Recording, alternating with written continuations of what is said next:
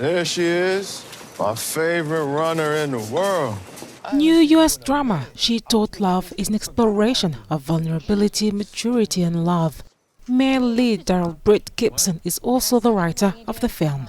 There's a little bit of my real life in the film in terms of an ex of mine.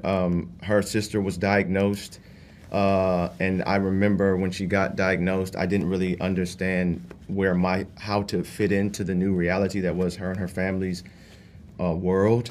And so I remember acting like I didn't know what to do or how to be, and she was like, look, I need you to be who you always were and are, because everything around me is changing and I can't afford you to be changing as well.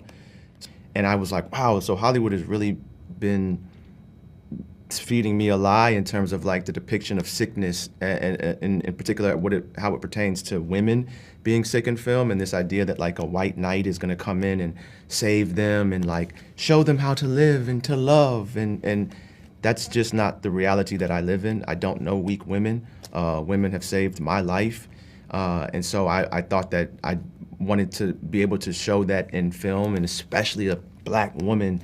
Britt-Gibson plays the role of Frank Cooper, an actor who meets a sports agent played by Arsema Thomas. Their romance takes an unexpected turn after her character's diagnosis. I read a lot of books. I'm a big book nerd, and so I read Love by Toni Morrison.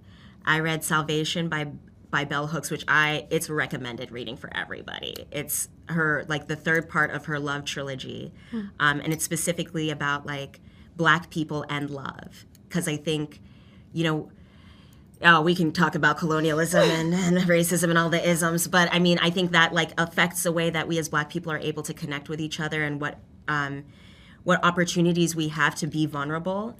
And I read a love song for Ricky Wilde, and that kind of got me into the space of what it feels like to fall in love, because I think the type of love that they have is a very all-encompassing one. The 1 hour 42-minute film comes from Andscape, a black-led content studio from Disney ESPN.